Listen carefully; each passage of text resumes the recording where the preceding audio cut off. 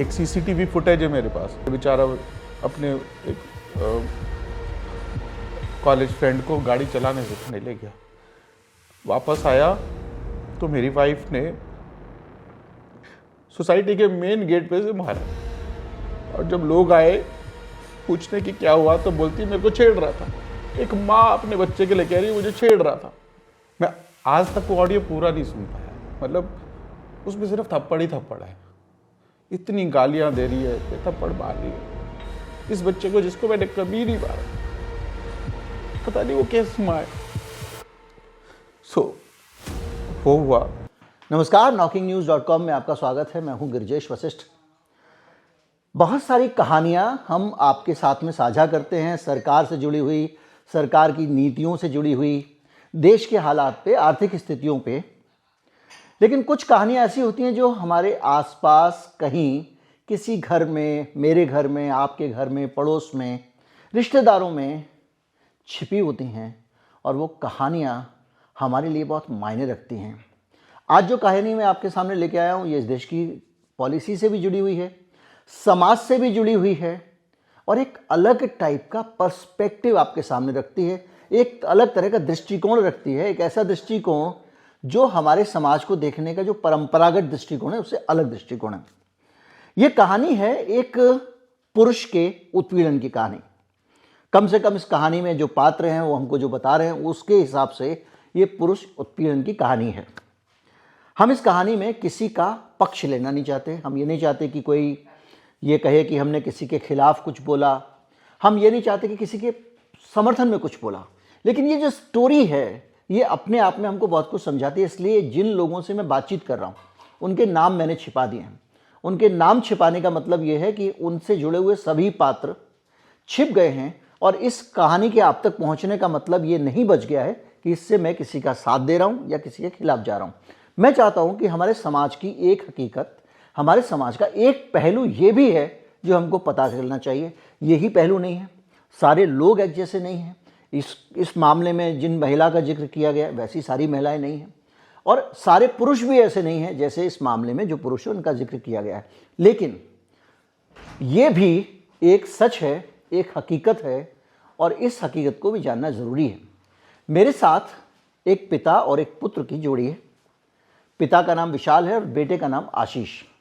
आशीष और विशाल आज अपने जीवन की एक ऐसी आप बीती सुनाने जा रहे हैं जिसमें 20 साल का दर्द है। दोनों नाम काल्पनिक हैं और इस दर्द से आप ये समझिए कि समाज में क्या हो रहा है और एक और बाप और बेटे का दर्द क्या है। इसमें 2 जनरेशन का दर्द है। जो बाप है वो किसी का बेटा भी है और जो बेटा है वो किसी का बेटा है और बेटा जो है वो किसी और का बेटा होने के कारण भी परेशान है। बहुत उलझी हुई कहानी है लेकिन बहुत सुलझी हुई कहानी है। बातचीत शुरू करते हैं। सबसे पहले सवाल पूछते हैं विशाल से नहीं, उनके बेटे आशीष से। अचानक आपको, आपके पिताजी हैं विशाल जी, विशाल जी हाथ उठा दीजिए ताकि लोग पहचान जाए। तो क्या हुआ अचानक कि आपको इनके पास आना पड़ा? अपनी माँ के पास आप रहते थे, क्यों अचानक आना पड़ा? अचानक ऐसे आना पड़ा कि मेरे जब से इनसे लड़ाई होना शुरू हुआ मेरी मम्मी का मेरे फादर से, तब से मेरे फादर अलग रहने लग गए।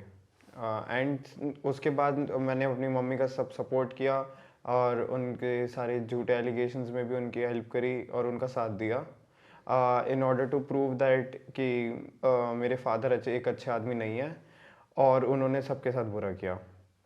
बट धीरे धीरे उसी घर में रहते रहते जहाँ से पापा चले गए थे वहाँ से मेरे को भी सेम चीज़ मिलने लग गई। मेरे को भी धमकी मिलने लग गई कि तेरे को भी इस घर से निकाल देंगे, तेरे ऊपर फेक केसेस लगा दूंगी मैं, इंक्लूडिंग असॉल्ट चार्ज, मोलेस्टेशन और रेप। सो ये आपकी माँ ने आपसे ये धमकी दी? हाँ जी, ये मेरी माँ ने धमकी दी मेरे को और ये 2022 में ही दी थी। 2021 एंड और 22 में ही पूरे टाइम दी थी। एंड मैं हमेशा डरा रहा इस बात से कि मेरे साथ कुछ बुरा हो जाएगा और मेरा करियर ख़त्म हो सकता है, जबकि अभी मैं बहुत छोटा ही हूँ और मेरी कोई उम्र ही नहीं है कि अभी मैंने कुछ बनाया हो। स्टिल मैं बहुत डरा हुआ था। एंड और उनके ये बोलने के लिए वो मेरे से काम भी करवाती थी, जैसे नॉर्मल झाड़ू पोछा बर्तन सफाई घर की। तो मैं, और जब वो नहीं होता था तो वो ये सब करती थी, और फिर वो मेरे को मारती पीटती भी थी। और मेरा छोटा भाई ये सब देखता था, और उनको कभी कभी बीच में छोटा भाई कितना बड़ा है आपका? छोटा भाई मेरे से 5 साल छोटा है। मैं अभी 20 साल का हूँ, मेरा भाई 15 साल का है। तो घर में घर के काम तो खैर करना चाहिए, इसमें कोई बुराई नहीं है, तो घर के काम नहीं करने पे भी आपको टॉर्चर करते थे? हाँ जी, मेरे को मारते थे और मेरे से काम करवाते थे। बात ये नहीं है कि घर के काम करना चाहिए नहीं चाहिए, लेकिन वो भी तो घर पे बैठी रहती थी, वो कुछ नहीं करती थी, और वो मेरे को बोलती थी, जबकि मेरा कॉलेज भी होता था और मेरे छोटे भाई का स्कूल भी है, और वो घर में बस एक हाउस वाइफ हैं, और वो होके वो काम नहीं करती थी। तो कैसे आपको मारपीट में क्या करती थी? आपको थप्पड़ मार देती थी या हाँ। डांट देती थी, क्या करती थी? डांटती थी, बहुत बुरा बोलती थी कि तू एक मर्द नहीं है, तू रेपिस्ट है, फलाना ढिमकाना, all types of false allegations मेरे पे लगाए जाते थे। और मेरे को थप्पड़ों से भी मारती थी, मेरे को बेल्टों से भी मारती थी। आशीष, एक बार बताइए, आप ये बता रहे हैं कि बहुत साल से पहले आप माँ की तरफ थे हाँ जी। और फादर के खिलाफ मुकदमा चल रहा है कोर्ट में, हाँ जी। तो माँ के साथ थे आप, तो उन दिनों में आपको पता था कि माँ जो एलिगेशन लगा रही हैं फादर के ऊपर, वो फॉल्स एलिगेशन लगा रही हैं? उस टाइम मेरे को नहीं लगता था, उन्होंने जैसे मेरे को बताया था उस हिसाब से मेरे को कुछ एलिगेशंस तो फॉल्स थे जो कि मेरे आंखों के सामने हुए थे, और कुछ एलिगेशन में मेरे को पता था कि ये झूठे एलिगेशंस है। बट उससे पहले कुछ एलिगेशंस में जिसमें मैं था ही नहीं एज अ विटनेस टू सी, उसमें उन्होंने जो जो बोला मैंने वो मान लिया। माने तो कोर्ट पे भी आपने कुछ इस तरह का बयान दिया है, पुलिस के सामने भी दिया है? पुलिस के सामने दिया है, अभी तक कोर्ट में सच कोई बयान नहीं दिया है। अच्छा, तो क्या अब क्या अचानक ऐसा हुआ, चूंकि आप जो कुछ वो कर रही थी पहले भी कर रही थी और पहले भी आप उसमें उनके साथ थे, पहले आप फॉल्स एलिगेशन होते थे तब भी आप उसमें पार्टिसिपेट कर रहे थे, हाँ जी। अभी क्या डेवलपमेंट हुआ अचानक कि आपको जो है इधर आना पड़ा? हाँ, मतलब ये अचानक नहीं हुआ, जब मैंने देखा कि सेम चीज़ मेरे साथ हो रही है, और क्या कहते हैं, मेरे ही जो मेरे साथ चीज़ें हो चुकी हैं उसी को मैनिपुलेट करके मेरे को बताया गया कि मैं गलत था और मैंने गलत किया, जबकि मैंने कुछ ऐसा किया नहीं। तो मेरे को समझ आने लगा कि शायद पापा के साथ भी सेम चीज़ें हो रही थी, कि जब मैं नहीं था एज अ विटनेस टू सी कि क्या हो रहा है क्या नहीं हो रहा, तो उन्होंने भी यही चीज़ का फ़ायदा उठा के मेरे को ऐसा बताया कि मेरे फादर अच्छे नहीं हैं, और मैंने वो माना।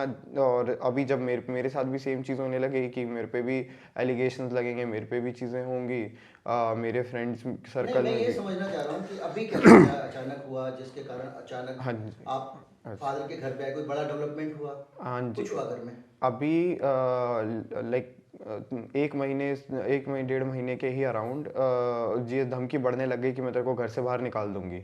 और उन्होंने ऐसा मतलब माहौल बनाना शुरू कर दिया, जैसे उन्होंने मेरे से घर की चाबी लेना शुरू कर दिया।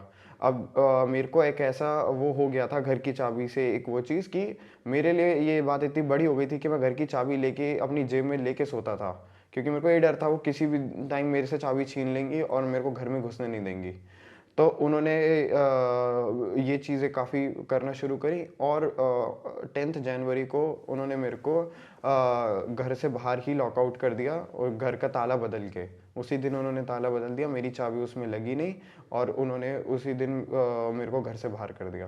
तो आप जब ये पुराना जब मामला चल रहा था फादर के खिलाफ, आप गवाहियाँ दे रहे थे, उस पूरे दौर में आप फादर के टच में थे? नहीं।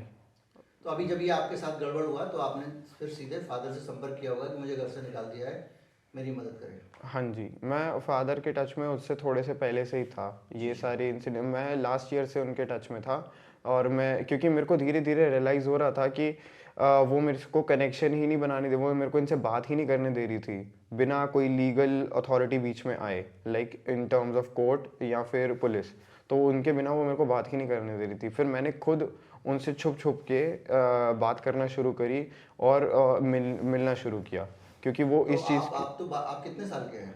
मैं अभी 20 साल का हूँ। तो आप तो बालिग हैं, आप अपने पिता से बात अपनी मर्जी से नहीं कर सकते थे? हाँ, क्योंकि मेरे को धमकी ही दी जाती थी। तो ऐसा क्यों कर रही थी? आपको क्या लगा क्यों ऐसा करती थी वो, क्या वजह रही होगी? मेरे को नहीं पता वो उनकी क्या वजह रही होगी जो वो मेरे को मना करती थी, क्योंकि जब मैं एक अडल्ट हो गया हूँ, मैं 18 से ऊपर हो गया हूँ, तो मेरे को मैं अपनी मर्जी से चाह सकता हूँ मैं किससे बात करूँ, किससे ना करूँ। और मैं उसके बाद से ही मैं अपने पापा से कांटेक्ट करने की कोशिश करता था, लेकिन वो बीच में आके वो चीज़ मेरे को कुछ आपके नहीं। साथ फिजिकल मारपीट वगैरह भी हुई या सिर्फ वो आपको सीधा से टॉर्चर करते थे कि नहीं मिलने देंगे वगैरह वगैरह? नहीं, फिजिकल मारपीट भी हुई है, मेरे को थप्पड़ और बेल्टों से मारे, वो तो उनके लिए नॉर्मल सी चीज़ है, वो मेरे को मतलब इस उसमें मेरे को लगती रहती थी। और अभी मेरी जो करेंटली मेरी हेल्थ है वो भी इसीलिए है क्योंकि मेरे को ज़्यादा खाना नहीं मिलता था और मेरे को स्ट्रेस बहुत था, तो इस वजह से मैं अभी ज़्यादा वीक हो गया हूँ। तो क्या हेल्थ इश्यूज आए हैं आपको? मेरे को हेल्थ इश्यूज एज इन मतलब मैं काफ़ी ज़्यादा पतला हो गया हूँ, I have lost almost 10 kgs, ठीक है। और मेरा भी रिसेंटली लास्ट ईयर अगस्त में एक्सीडेंट हुआ था, 10th अगस्त को एक्सीडेंट हुआ था। तो मेरी मम्मी एक ट्रिप पे गई थी उससे पहले 9th अगस्त को। जब उनको पता चला कि मेरा एक्सीडेंट हुआ है, उन्होंने बोला भी नहीं कि मैं आ जाती हूँ। उन्होंने क्या कहते हैं, मेरी सर्जरी होनी थी, उसके पैसे देने से मना कर दिया कि तुम लोग मैनेज करना जैसे भी करना।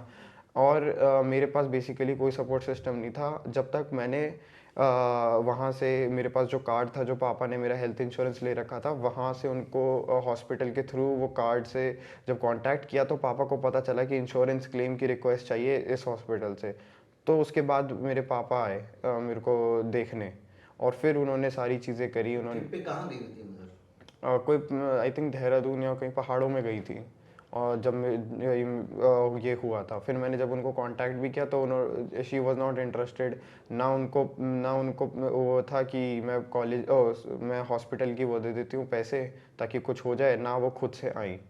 उस टाइम बस जैसे ही पापा को हॉस्पिटल के थ्रू पता चला कि मैं एडमिटेड हूँ, तो पापा जल्दी से आए और सारी फॉर्मेलिटीज़ करी जिससे मेरी सर्जरी हो सके। विशाल जी, ये पूरा जो मामला था ये आप लगातार आपको अपडेट मिल रहा था वहाँ ये हो रहा है, या आप अंधेरे में थे कि आप सोच नहीं पा रहे होंगे कि ऐसा? मैं टोटली ब्लैंक था इसके लिए, मुझे कुछ भी नहीं पता था।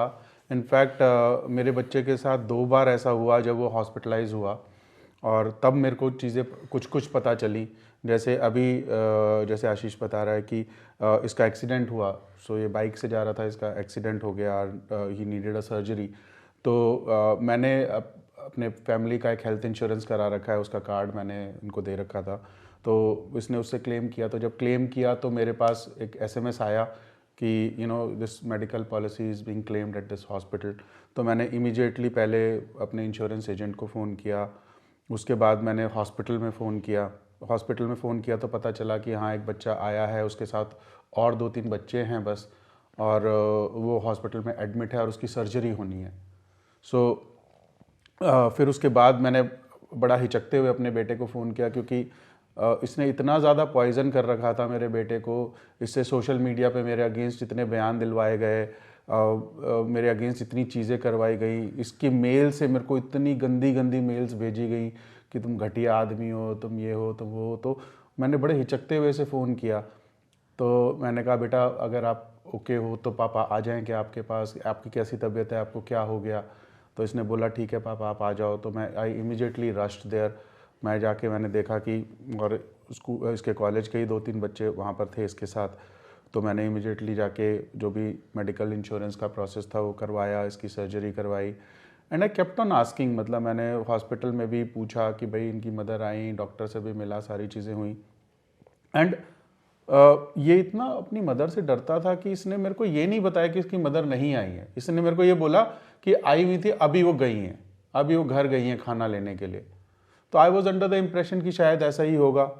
तो मैं इसके कंटिन्यूसली टच में रहा, और जब तक इसकी सर्जरी होके इसका डिस्चार्ज नहीं हो गया मैं इसके टच में रहा। जब इसका डिस्चार्ज जिस दिन था, मैंने उस दिन भी इसको पूछा कि बेटा मैं आ जाऊँ, आपको घर लेके चलना है? तो इसने मेरे को बोला कि नहीं मैं फ्रेंड्स के साथ चला जाऊँगा।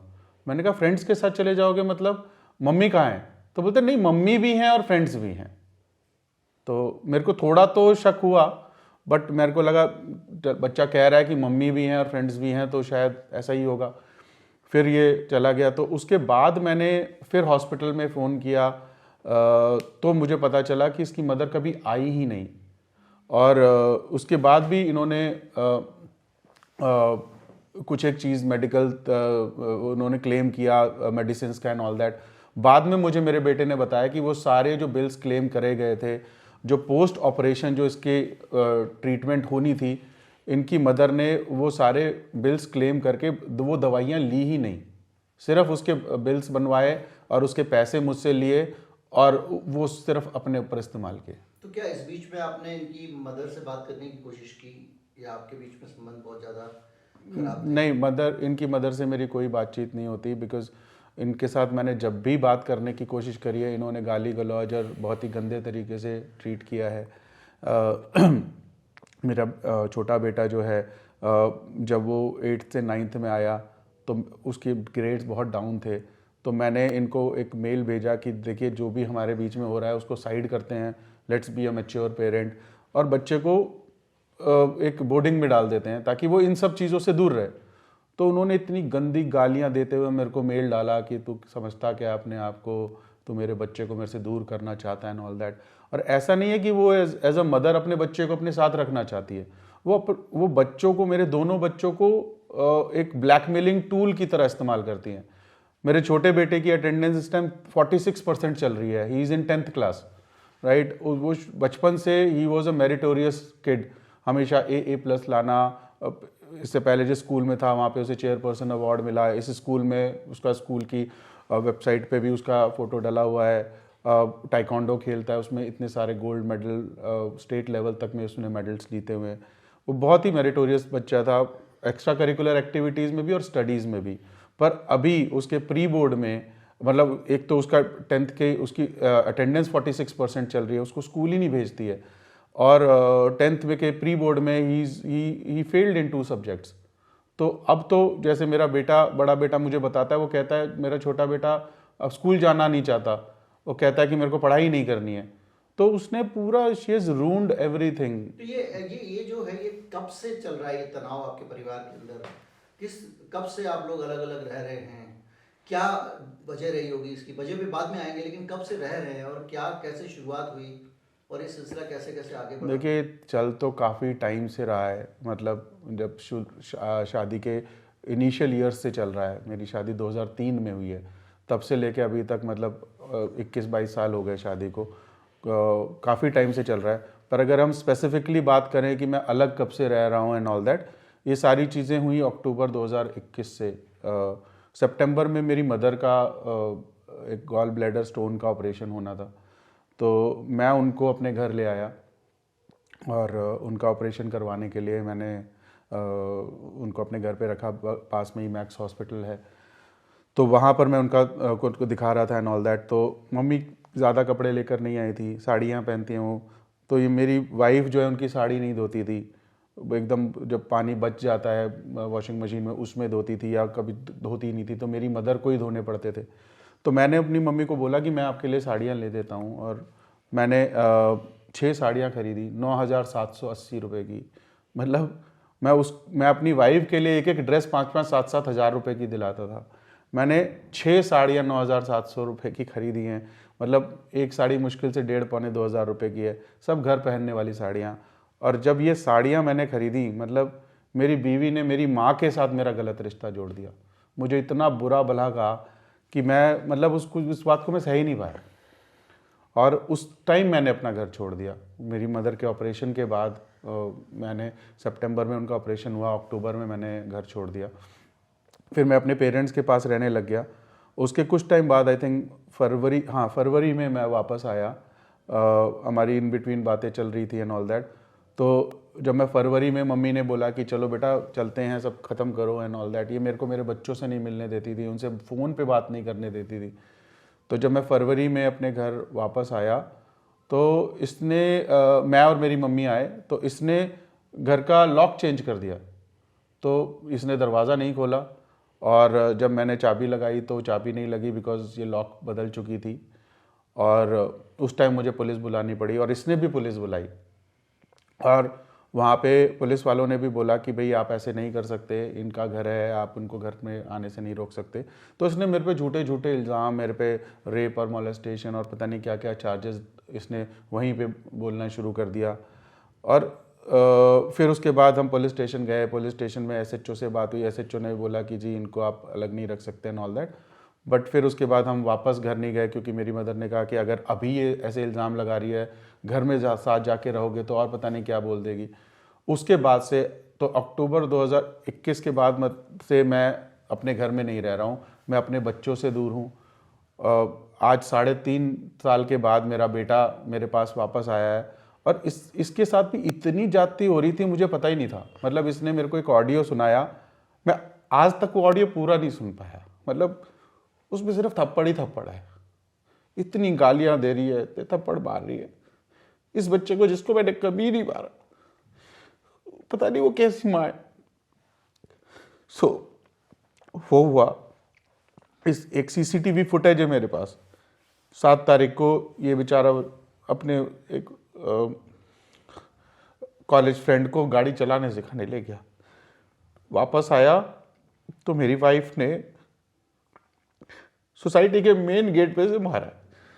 और जब लोग आए पूछने कि क्या हुआ तो बोलती मेरे को छेड़ रहा था। एक माँ अपने बच्चे के लिए कह रही मुझे छेड़ रहा था।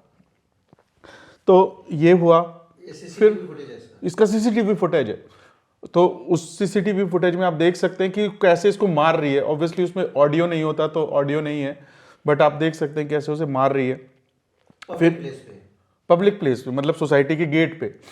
फिर उसके बाद एक दिन ये मेरे से मिला था, फिर ये घर गया तो इसको बेल्ट से मारा है इसने। बहुत सारी चीज़ें मेरे बच्चे ने रिकॉर्ड करी हैं, इसके पास बहुत सारी ऑडियो रिकॉर्डिंग है जहाँ पे बेचारा पिट रहा है, कभी बेल्टों से कभी थप्पड़ों से पिट रहा है और गालियाँ सुन रहा है।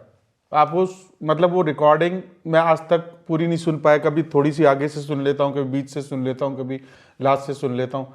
एक जगह ये बोल रहा है गिड़गिड़ा के, मम्मी मैं घर के सारे काम कर दूंगा, मैं झाड़ू पोछा बर्तन सब कर दूंगा, आप मुझे मत मारो।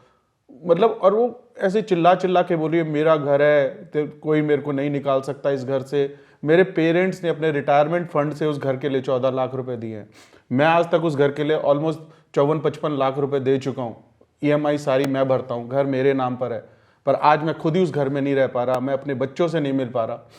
मेरा बड़ा बेटा तो किसी तरह से निकल के आ गया। बच्चे जो हैं आपके, आप अपने बच्चों से अलग हैं, तो 3.5 साल से आप बच्चों से अलग हैं। हाँ जी। इस बीच में क्या आपको इस तरह की कुछ जानकारियां मिल गई थी कि ऐसी घटनाक्रम वहाँ चल रहा है उस घर पे? नहीं, मुझे कुछ नहीं पता चल रहा था। मेरे बच्चे तो बल्कि जब कोर्ट में भी मिलते थे मेरे अगेंस्ट ही बात करते थे, मेरे को देखते नहीं थे, मेरे से बात नहीं करते थे। तो मेरे को कुछ नहीं पता था। मेरे को तो लग रहा था कि भाई बच्चे अब उसके साथ है, ध्यान रख ही रही होगी। पर जैसे मैंने बोला कि इसके साथ 2 बार ऐसा हुआ। मतलब अभी तो इसका एक्सीडेंट हुआ, एक बार इससे पहले हुआ था जब इसको टाइफाइड हो गया था, तो तब ये हॉस्पिटल में एडमिट हुआ।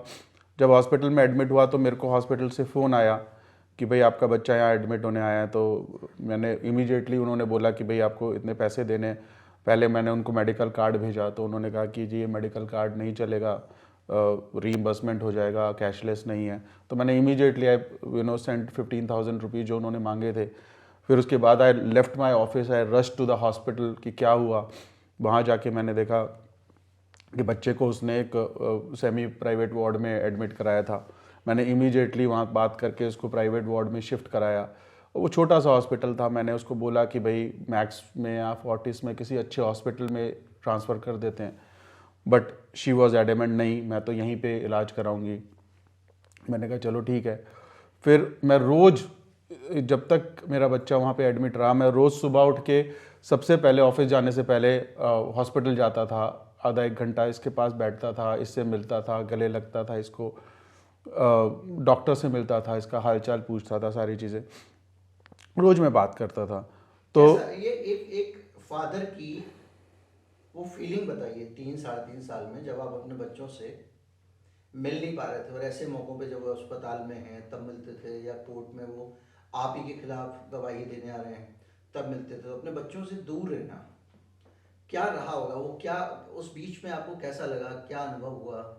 और ये चीज़ जो है ये क्या आपने अपनी पत्नी को कभी कम्युनिकेट करने की कोशिश की? मैंने बहुत बार कम्युनिकेट करने की कोशिश करी। मैंने जितनी बार भी उसको मेल्स डाली किसी भी चीज़ के लिए, वो हमेशा उसका नेगेटिव रिप्लाई ही आया।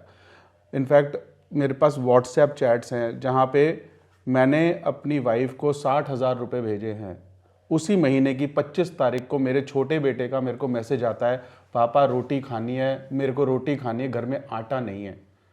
सोचो, जिस औरत के पास 60,000 रुपए हैं, उसने अपने बच्चे को भूखा रखा जानबूझ के, सिर्फ उसको ये एहसास दिलाने के लिए तेरे बाप ने मुझे पैसे नहीं दिए, इसलिए घर में रोटी खाने के लिए आटा नहीं है। 3.5 साल में खर्चा कैसे चलता था उनका?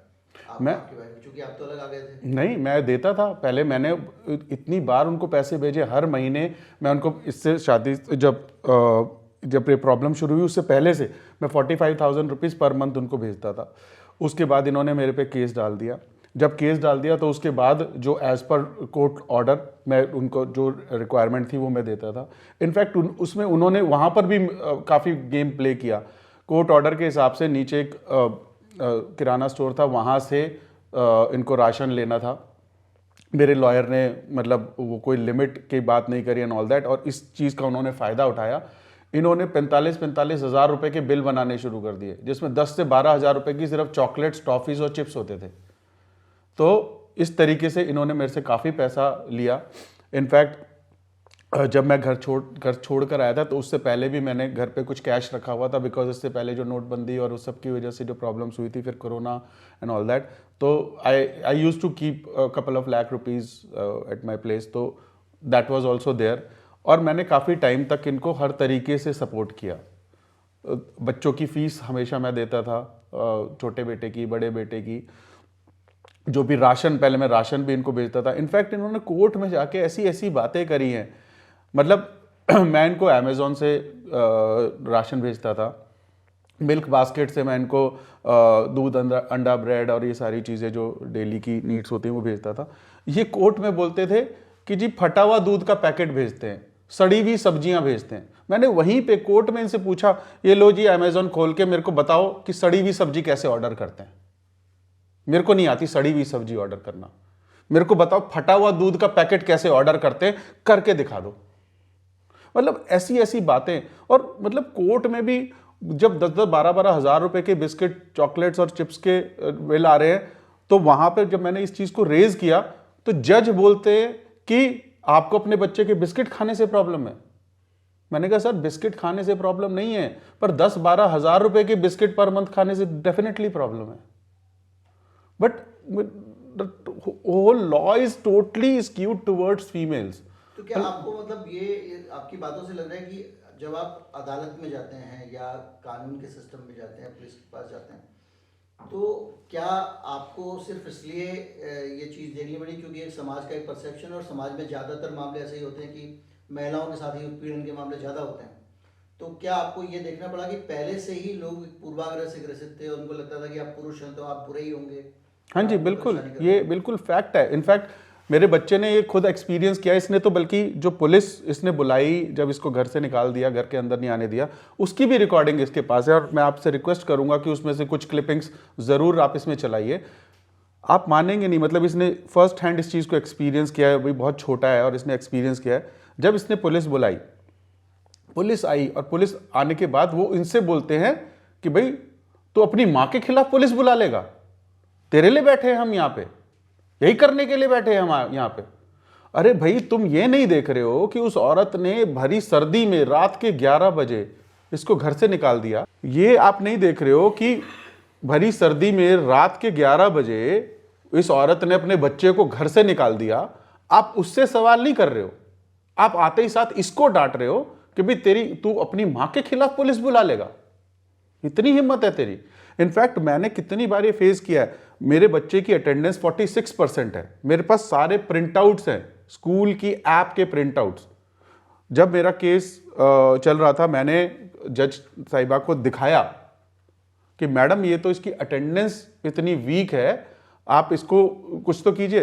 तो बोलती माँ है गलत थोड़ी ना करेगी, माँ है गलत थोड़ी ना करेगी। मैडम सामने है अटेंडेंस वीक है। तो बोलती है कि बच्चा बीमार है, बीमार था।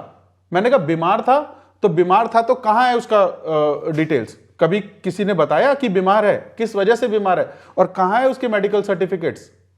क्योंकि इसने स्कूल में भी बोल रखा है, स्कूल में प्रोसेस है, अगर 3 दिन लगातार बच्चा नहीं आता तो you need to submit a medical certificate. Medical certificate कोई नहीं है, क्योंकि जब मैं साथ में रहता था, she is a very lazy women, वो उठती नहीं थी। कितनी बार मैं बच्चों का नाश्ता बनाता था, उनको लंच के लिए पैसे देता था, उनको या तो उनकी बस पे ड्रॉप करता था, नहीं तो कई बार बस छूट जाती थी तो उनको मैं स्कूल तक ड्रॉप करता था, मैं करता था खुद। तो मुझे मालूम है कि उसकी अटेंडेंस क्यों वीक है, क्योंकि वो उठती नहीं होगी सुबह, वो सुबह उठती नहीं है, तो बच्चे को छोड़ देती है। और बच्चे को थोड़ी ना पता है कि भाई उसके लिए इतनी, उसको लग रहा है कि माँ मेरी छुट्टी करा देती, बहुत अच्छी बात है। तो आपके बीच में ये तनाव जो है ये किस वजह से, केवल मदर को साड़ी गिफ्ट करने के कारण है या कुछ और भी? नहीं, ये ऑब्वियसली मतलब ये तो एक ट्रिगर पॉइंट, एकदम एंड ऐसा पॉइंट हो गया, पर ये काफ़ी टाइम से है एक्चुअली। अगर इसकी उसमें जाना है तो बहुत पुरानी ये चीज़ें हैं। मतलब ये मेरा रिलेशन मेरी वाइफ से 2000 से है। मतलब we were like in the college together, we had a love marriage. और उस टाइम ये मेरे को बोलती थी कि मेरे फादर मेरे को बहुत मारते पीटते हैं, मेरी मदर को बहुत मारते पीटते हैं, he tried to rape me, he tried to molest me. और उसने अपने फादर के अगेंस्ट भी मोलेस्टेशन का केस डाला हुआ है, मतलब FIR उन्होंने रजिस्टर कराई थी, कंप्लेंट रजिस्टर कराई थी। तो उस टाइम मुझे लगता था कि शायद मतलब actually she is in a very bad home and बहुत बुरा चाइल्डहुड है। और मैं उनकी इन बातों में आ गया और मैंने बहुत अर्ली एज में, around at the age of 24 I married her. जब शादी हुई, ऑब्वियसली इसके फादर नहीं आए उस शादी में, क्योंकि इस तरीके की इसने चीज़ें करी उनके साथ। शादी हुई, शादी के फर्स्ट ईयर में हमारा बेबी हुआ, my first sun got born in 2004। तो उस टाइम भी इसने बहुत ज़्यादा मतलब घर में लड़ाई झगड़ा और वो सब करना शुरू कर दिया। शी वांटेड कि घर से हम अलग हो जाएं और अलग रहें। जब मेरा बेटा आई थिंक 2 या 3 महीने का था तब हमको अलग होना पड़ा। और इन बिटवीन इतने ज़्यादा स्ट्रेस था कि मैं, एक टाइम तो ऐसा आया कि मैंने डिटॉल पी लिया था, मतलब I tried committing suicide. And वो वहीं पे थी और उसने मुझे रोका भी नहीं। और जब मैंने डिटॉल पी लिया एंड, और मतलब जब मैं, मतलब इसने मेरे को रोका भी नहीं, रोकने की कोशिश भी नहीं करी बिल्कुल। और उसके बाद जब मैं वॉमिट करने लग गया, blood started coming out of my mouth, still she didn't do anything. उठी और सीधा वॉशरूम की तरफ चली गई और मेरे मुंह से बस एक ही बार आवाज़ निकली, एक चीख निकली। और मेरी माँ नीचे, मेरे पेरेंट्स नीचे रहते थे, तो मेरी माँ दौड़ के ऊपर आई, उन्होंने मुझे देखा और उसके बाद डॉक्टर के पास लेके गए and all that, and I could be saved. In fact जब ये बार बार बोलती थी कि घर से अलग हो जाओ, अपने माँ बाप से अलग हो जाओ, मुझे तुम्हारे साथ अलग रहना है एंड ऑल दैट, एक बार मैंने अपने आप को बीच से ब्लेड से काट लिया था। मेरे पेरेंट्स को भी नहीं पता ये। मैंने ब्लेड मार लिया अपने ऊपर और मेरा पूरा खून हो गया, पर इसको कोई फर्क नहीं पड़ा। शी स्टिल कंटिन्यूड कि हाँ अलग ही होना है। फिर जब मेरा बेटा आई थिंक 2 या 3 महीने का था तो हमको अलग होना पड़ा। जब ये डिटॉल वाले इंसिडेंट्स के बाद ही हुआ कि, क्योंकि पेरेंट्स को लगा कि भाई बच्चा मर ही जाएगा, इससे अच्छा उसको अलग कर दो, ज़्यादा बेटर है। तो फिर उसके बाद ये चीज़ें इस तरीके से हुई कि हम अलग हो गए। जब हम अलग हो गए तो मैं, मेरे ऑफिस से जब आता था, मेरी ऑफिस की बस थी, तो मैं अपने पेरेंट्स के पास, जो घर के पास जो बस स्टॉप था, मैं वहाँ उतर जाता था। और आके पहले मैं अपने पेरेंट्स के पास आधा पौना घंटा रुकता था और उसके बाद मैं अपने रेंटेड हाउस जो मैंने लिया था अपनी वाइफ के साथ, बच्चे के साथ, उधर चला जाता था। एक तो ये मेरे को मना करती थी कि भाई मत जाओ वहाँ पे, अपने पापा मम्मी से नहीं मिलो। मैंने कहा अभी हम अलग हुए हैं, मैं अभी डेली जा रहा हूँ, फिर वीकली जाऊँगा, फिर मंथली जाऊँगा, धीरे धीरे मैं फ्रिक्वेंसी कम करूँगा। पर वो नहीं मानी। एक बार क्या हुआ कि मैं अपने पेरेंट्स से मिलके जब वहाँ घर गया, तो जैसे सोसाइटी के गेट मतलब घर होते हैं, फ्लैट्स होते हैं, 2 दरवाजे होते हैं, एक बाहर जाली वाला होता है, एक अंदर लकड़ी वाला होता है। इसने वो लकड़ी वाला दरवाज़ा खोला, जाली वाला दरवाज़ा बंद रहने दिया। ये बेटा उस टाइम मेरा 2-2.5 महीने का था, उसको गोद में रखा हुआ था। And she put a knife on her neck.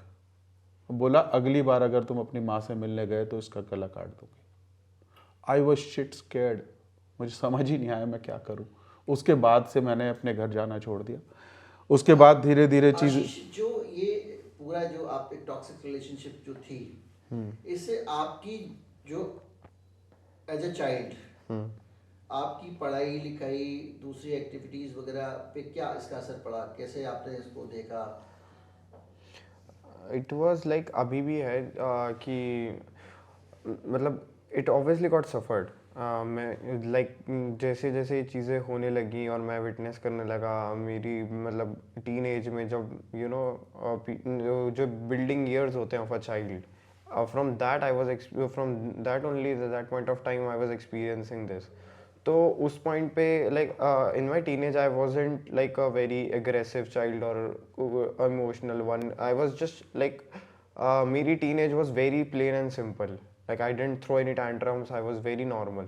And the thing is, तो ये सारी चीज़ें मैंने सिर्फ एक ही चीज़ से डाइजेस्ट करी, to be silent, to be introverted and to not talk about it. So वो सारी चीज़ें जस्ट सब मैंने अब्जॉर्ब करी और मैंने कुछ चीज़ को रिटेलिएट नहीं करा टिल द पॉइंट जब ये सारी चीज़ें, ये मेरा चुप रहना और मेरा चीज़ों को ना बोलना, चाहे वो मेरे लिए गलत ही हो रही हो और उसके अगेंस्ट भी कुछ ना बोलना, my silent became very toxic towards me. मेरा चुप रहना ही मेरे लिए भारी पड़ने लग गया, क्योंकि जब ये सेम चीज़ मेरे साथ होने लगी और मैं बस कंप्लाई कर रहा था, वो तभी भी शी वॉजंट गेटिंग सेटिस्फाइड। तो after a while when I started to distant myself, I started to not to love, I started to be in my own space, वहाँ से चीज़ें और ख़राब होने लगी और उन्होंने बोला कि तू डिटैच हो रहा है and why are you not loving me. I am like, मैं तुमको प्यार कैसे करूँ जब तुम मेरे को मारते हो तो, और तुम मेरे को ऐसे धमकी देते हो कि तुम मेरे को घर से बाहर निकाल दोगे। तो वहाँ से चीज़ें थोड़ी सी ख़राब होना शुरू हुई मेरे और मेरी मदर के रिलेशन में। और बस वो ही एक स्टार्ट पॉइंट था to everything getting till the point where I am right now. वहीं से चीज़ें शुरू हुई, वहाँ से मैंने फिर थोड़ा बहुत बोलना शुरू किया, मैंने अपने लिए थोड़ा स्टैंड लेना शुरू किया, और जैसे ही मैंने ये किया I became the man who rebelled, और कि अब तू मेरे कंट्रोल से बाहर जा रहा है और दिस इज़ नॉट एक्सेप्टेबल। आपका जो छोटा भाई है, हाँ जी, उसको उसके साथ कैसा था रवैया? क्या उसके साथ भी ऐसा ही होता जैसा आपके साथ होता था, कि उसके साथ एक अलग टाइप का अप्रोच था? नहीं, उसके साथ basically I was a filter, तो मैं उस तक काफ़ी चीज़ें पहुंचने ही नहीं देता था। I use to take the beating, I use to take the जो भी डांटा था सबसे ज़्यादा था। तो he was the most protected one among the situation. जैसे जब पापा के साथ होता था तो जो वो पापा ले लेते थे कुछ, ऑब्वियसली इट्स 100% मेरे पास नहीं आता था, तो उसके बाद जो मेरे को बचता था मैं उससे अपने भाई को बचा लेता था ताकि उस तक कुछ ना आए। एंड इट बिके जहाँ पे उसको ज़्यादा सफ़र होने लगा वो तब होने लगा जब पापा चले गए और उसके बाद उसकी अटेंडेंस वीक होने लग गई, और क्या कहते हैं, फिर जब मैंने डिटैच होना शुरू कर दिया और मैं अलग हो गया कि अब मैं बात नहीं करूँगा। और तभी भी वो उनके लिए ज़्यादा फेवरेट चाइल्ड था, क्योंकि वो समझता था, वो उनके थोड़ा ध्यान रख लेता था, ये करता था। बेसिकली जो मैं करता था अपनी टीनेज में, वो जब वो करने लगा तो शी लाइक्ड हिम। अब मेरे को लगता है अब जब मैं अपने घर से बाहर निकल चुका हूँ, मेरे को बाहर निकाल दिया गया है, तो अब मेरे को लगता है गिव इट लाइक 2-3 ईयर्स, उसका भी वही हाल होगा जो मेरा हुआ है। जिस पोजीशन पे आज मैं हूँ, मेरे को लगता है वही 5 साल बाद वही सेम पोजीशन में ही होगा। तो क्या आपको लगता है वो, चूंकि वो छोटा बेटा आपका वहाँ पे है विशाल जी, हाँ जी, तो उसको लेके अब आपको क्या लगता है कि वो सुरक्षित होगा वहाँ पे, क्योंकि वो छोटा भी उम्र में? नहीं, अभी मेरे को बस वही उसका ही सबसे ज़्यादा अभी टेंशन है, बिकॉज पहले मेरे को लगता था शायद वो बच्चों का ध्यान रखती होगी, एटलीस्ट ये सब नहीं होता होगा, पर जब से मैंने जब बच्चे उसकी तरफ से गवाही हाँ जी, मेरे को यही लगता था कि कम से कम बच्चे तो उसके साथ, मतलब बच्चों के साथ तो वो ठीक ट्रीट करती होगी, चाहे स्कूल नहीं भेजती, वो सब नहीं करती, बट बाकी ट्रीटमेंट तो ठीक ही होगा। पर जब से मेरे को पता चला है और ये जब मैंने ऑडियो सुने, वो वीडियो देखा और वो सारी चीज़ें हुई, तब से मेरा दिल बहुत घबराया हुआ है। और मेरा बेटा वैसे भी जो इतना अच्छा स्टूडियस बच्चा था, उसके साथ इतना बुरा हो रहा है, अटेंडेंस उसकी वीक है, एग्ज़ाम में वो फेल हो गया एंड ऑल दैट, आगे वो कैसे पढ़ाई करेगा एंड ऑल। और अब पहले जैसे उसने फिर फादर के साथ किया, उनके ऊपर गलत एलिगेशंस लगाए। इनफैक्ट जब मेरी मदर इन लॉ की डेथ हुई, हम गढ़गंगा गए थे, वापस आते टाइम मैं, मेरा बेटा और वो और मेरे फादर इन लॉ थे, तब इसके मेरे बेटे के सामने ही उसने गालियां दे दे के तू कुत्ता है, तू कमीना है और तूने मेरी ज़िंदगी बर्बाद कर दी, ऐसे करके उसने अपने फादर को भी गाड़ी से उतार दिया था मेन हाईवे पे। तो पहले उसने वही चीज़ अपने फादर के साथ करी, फिर वही चीज़ उसने मेरे साथ करी, अब उसने वही चीज़ मेरे बड़े बेटे के साथ करी। तो इट्स जस्ट अबाउट टाइम कि the same thing might happen with my younger one. और इसकी फितरत जो इस औरत की है वो बहुत ही बुरी है। मतलब जितना वो कर रही है, जितने लेवल पे वो जा चुकी है, तो मुझे बहुत ही ज़्यादा अब अपने छोटे बेटे को लेके घबराहट कभी होती है, आपसे डर। लोगों ने ये पूछा, आपने जिससे भी चर्चा की कि भाई ये एक तरफा तो नहीं होता, आपने भी कुछ किया होगा? हाँ बिल्कुल बिल्कुल। मेरे से इनफैक्ट मेरा बचपन का दोस्त है, उसके साथ मेरी लड़ाई हो गई थी इस बात को लेके। उसने कहा तूने भी तो कुछ किया होगा। मैंने कहा हाँ बिल्कुल, क्योंकि जो उसने मेरे पे फेक चार्जेस लगाए थे, आज मेरा बेटा सामने है तो वो इस बात की गवाही दे रहा है कि वो सब झूठ है, और वो खुद ही अपने जाल में फंसी हुई है। क्योंकि एक तरफ उसने मेरे पे चार्जेस लगाए, एक रिपोर्ट में उसने मेरे लिए बोला कि भाई मैंने अपने दोस्त को बुलाया, उसका रेप करवाया, और ताकि मेरा कोई बिजनेस गेन हो, ठीक है। और एक दूसरी रिपोर्ट में, शायद उसको ध्यान नहीं रहा या जो भी था, उसने उसी चार्ज को बोल दिया कि मैंने वाइफ शॉपिंग करी। तो वो खुद ही, उसको पता नहीं है कि वो क्या कर रही है। और अब मेरा बेटा साथ में है तो ही नोज, क्योंकि जब ये इस सिचुएशन की जो बात कर रही है, एक्चुअली में एक हाउस वार्मिंग पार्टी थी जिसमें मैंने अपने बचपन के 3 दोस्तों को बुलाया था along with their wives and kids. उस टाइम कुछ एक ऐसा इंसिडेंस हो गया था कि कुछ डांस वांस को लेके थोड़ी सी बात हो गई थी, वो भी उसके साथ नहीं हुई थी, किसी दूसरी लेडी के साथ हुई थी। और उस बात को, जो कि कोई मुद्दा ही नहीं था जिसके ऊपर इतना बवाल कर दिया गया, उस बात को लेके उसने रेप चार्जेस और पता नहीं क्या क्या, वाइफ शॉपिंग और क्या क्या चार्जेस लगा दिए। अब मेरे बेटे के ऊपर भी वो कहती है मैं तेरे पे मोलेस्टेशन और रेप का चार्ज लगा दूंगी। ये रेप चार्जेस उसने किस किस पे लगाए? अपने फादर पे, अपने कज़न ब्रदर पे, एक ब्लाइंड टीचर पे, मुझ पे, मेरे फादर पे, मेरे बड़े भाई पे, और अब अपने बेटे पे। और in fact one of the her lawyers also, जो रिसेंटली जो उसने 3-4-5 लॉयर्स बदले, उसमें से एक लॉयर ने भी, को भी हम मिले थे पीछे, वो हमें मिल गया था, जिसको उसने छोड़ दिया। तो उसने बोला कि उसने मेरे को भी बोला कि मैं तेरे पे रेप चार्जेस, मोलेस्टेशन चार्जेस लगा दूंगी।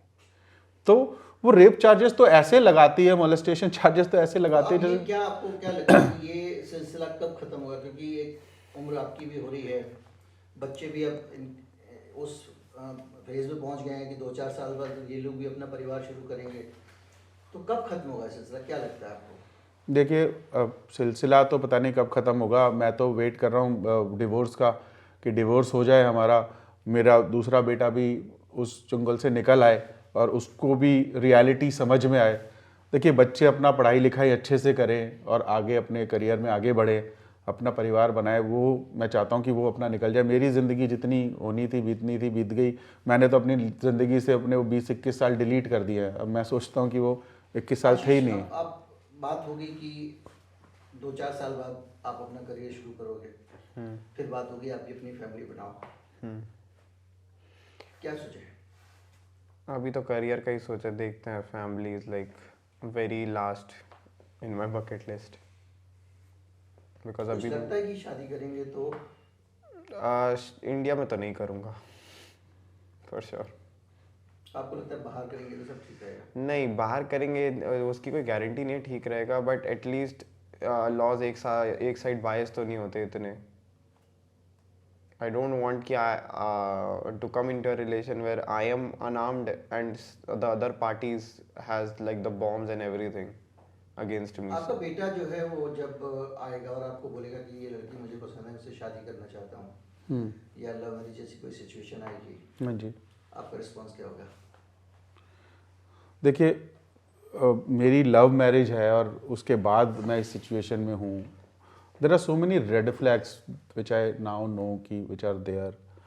मे बी मैं उन रेड फ्लैग्स को देखने की कोशिश करूँगा। मैं नहीं चाहता कि मेरे साथ जो हुआ मेरे बेटे के साथ हो, ठीक है। तो मैं डेफिनेटली कोशिश यही करूँगा कि ऐसी सिचुएशन उसके साथ अराइज ना हो, लड़की के साथ, उसके पेरेंट के साथ उस तरीके की बातें होंगी। और आजकल जो औरतें, मतलब जो लड़कियां, जो इस तरीके की लड़कियां जो गलत इस्तेमाल कर रही हैं लॉज का, they are actually treating it like money making machine. शादी करा, कुछ टाइम बाद अलग हो गए और जायदाद में हिस्सा मांग लिया and all that, using the laws against the male and all that. उस तरीके की सिचुएशन तो बहुत ज़्यादा बढ़ती जा रही है। ऑब्वियसली वी ट्राई कि उस तरीके से ना हो, बट आज की डेट में जैसे हमारे पेरेंट्स के टाइम पे डर लगता है शादी के नाम से, बच्चे की शादी अब डर लगता है। अब डेफिनेटली डर लगता है। पहले मतलब जब मैंने शादी करी थी, ऑब्वियसली मैंने नहीं सोचा था ऐसा होगा, पर अब डेफिनेटली डर लगता है। मतलब मैं से ये अब बिकॉज आपको लगता है कि महिलाएं जो हैं वो सारी की सारी उनके साथ ये महिला नारी जाति से ही आपको एक एलर्जी हो गई, या आपके अंदर अभी ये विजडम है कि नहीं सभी महिलाएं जैसी नहीं होती? नहीं, ऐसा मैं नहीं कहूँगा कि मुझे नारी जाति से एलर्जी हो गई। मेरी mother is a lady, right. और मैं कितने सारे लोगों के साथ काम करता हूँ जो औरतें हैं, तो ऐसा नहीं है। मतलब देखिए, बुराई कहीं पर भी हो सकती है। It is not limited to a particular gender. आदमी भी बुरे होते हैं और औरतें भी बुरी होती हैं। पर मतलब मेरे को ऐसा लगता है कि यहाँ पर जो सरकार का काम है कि लॉ एटलीस्ट बैलेंस रखे, सो दैट अगर बैलेंस्ड लॉ है तो जो भी गलत है उसकी तरफ उसको सजा मिल सकती है। पर अगर लॉ में बैलेंस नहीं है, अनबैलेंस्ड है लॉ, एक तरफ टिल्टेड है, महिलाओं की तरफ ज्यादा है, तो उसका मिसयूज हो सकता है। किसी भी तरफ टिल्टेड नहीं होना चाहिए। इसमें कुछ दिक्कतें हैं। जैसे जिस देश में हम रहते हैं, इस देश में महिलाओं की जो सिचुएशन है वो एक जैसी नहीं है। आपके केस में आपकी पत्नी जो है वो सक्षम महिला है, आप ही के समान शहर में रहती हैं, पढ़ी लिखी हैं, अकेले जीवन जी सकती हैं और वो इस तरह का सब कुछ कर सकती हैं। हाँ जी। लेकिन देश में जो मेजोरिटी में इस देश के लोग हैं जो रहते हैं, उसमें महिलाओं की स्थिति इतनी कमज़ोर है कि अगर लॉ उनको सपोर्ट करने वाला नहीं होगा तो वो अब सर्वाइव ही नहीं कर पाएंगे। बहुत सारे केसेस आप देखते होंगे, घर से निकाल दिया, कहीं कुछ कर दिया, कहीं कुछ कर दिया। तो कानून, ये भारत में एक दुविधा है कि कानून जो है वो कमज़ोर लोगों को दिमाग में रख के बनाया जाता है और जो पावरफुल लोग होते हैं वो उसको मिसयूज़ करते हैं। ये हर कानून के साथ है, सिर्फ ये जेंडर से जुड़े हुए कानूनों के साथ नहीं है, ज़्यादातर कानूनों के साथ है। अनुसूचित जाति जनजाति वाला मामला भी जो है कमज़ोर लोगों के प्रोटेक्शन के लिए कानून बना है, जो शक्तिशाली लोग हैं वो उसको मिसयूज़ कर लेते हैं। देखिए, मैं आपको जब इसने मेरे खिलाफ पहली बार कंप्लेंट इस तरीके की करी और हम पुलिस स्टेशन गए, तो वहाँ पे महिला पुलिस थी जिनके साथ बात हुई।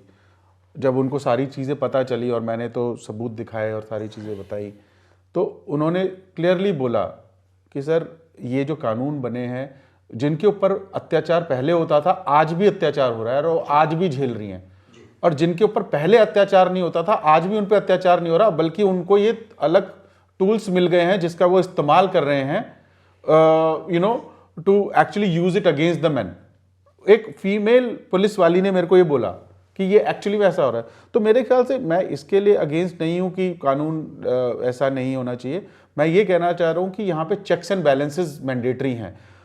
अगर आपको कोई भी इंसान, चाहे वो आदमी है चाहे वो औरत है, कानून का गलत इस्तेमाल करते हुए पकड़ा जाए तो उसको इतनी एक्सट्रीम सजा मिले कि जो अगला बंदा है वो उसको गलत इस्तेमाल करने से पहले 100 बार सोचे। क्योंकि अदरवाइज क्या होगा कि जो पीड़ित है वो पीड़ित ही रहेगा, उसके लिए कानून नहीं बन पाएगा, और जो नहीं है और जो इस तरीके से मिसयूज कर सकता है वो उसको मिसयूज करता रहेगा। लोग छोड़ देते, मतलब कोर्ट्स में ऐसी औरतों के साथ कुछ नहीं होता, पता भी चल जाता है, सारे कोर्ट्स को मालूम है कि ये सारे इल्जाम फेक हैं।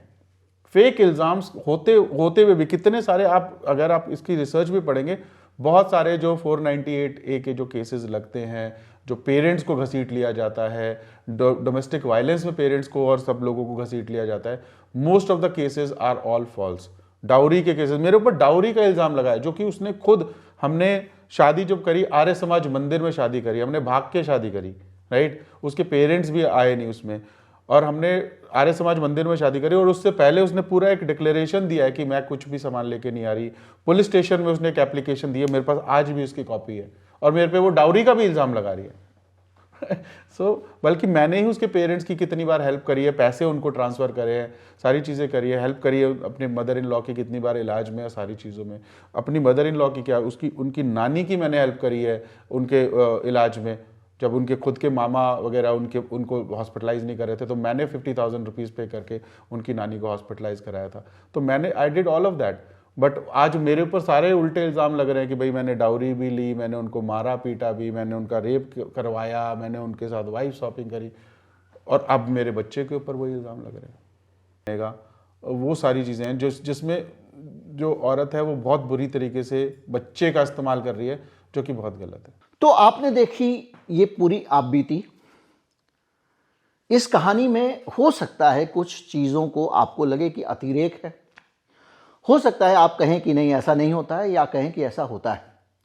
लेकिन इसमें जो पात्र है वो भी ये कह रहा है कि ऐसा आम तौर पे नहीं होता है, सारी महिलाएं वैसे नहीं होती हैं जैसी इस कहानी में जो पात्र है, जो इनकी पत्नी है। लेकिन ये कहानी एक सैंपल है हमारे समाज का और एक नज़रिया पेश करती है। इस कहानी में अगर हम इन पात्रों की जानकारी साझा कर देते तो इसका मतलब ये हो सकता था कि शायद हम इनकी जानकारी के ज़रिए अदालत की कार्रवाई को असर डालने की कोशिश कर रहे हैं। इसका मतलब ये भी हो सकता था कि जो महिला पात्र हैं हम उनके खिलाफ कुछ एक्सपोजे कर रहे हैं। इसका मतलब ये भी हो सकता था हम इनका समर्थन कर रहे हैं। इसलिए हमने सिरे से इसमें सभी पात्रों को हटा दिया है ताकि बातचीत हो तो व्यक्तियों पे ना हो, बातचीत हो तो व्यवस्था पे हो, इस देश के सिस्टम पे हो, लोगों पे हो। आपको ये जो नया प्रयोग है हमारा और उसमें ये जो खबर हम लेकर आए हैं, जो आपबीती हम लेकर आए हैं, वो कैसी लगी? इस आपबीती के बीच में आपकी क्या राय है? आपको क्या लगता है? कमेंट करके ज़रूर बताएं। मैं ज़्यादातर आपको कमेंट करने के लिए नहीं बोलता हूँ। चैनल को सब्सक्राइब कर लें और ये कहानी अगर अच्छी लगती है तो ज़्यादा से ज़्यादा लोगों तक पहुँचाएं। नमस्कार, जय हिंद।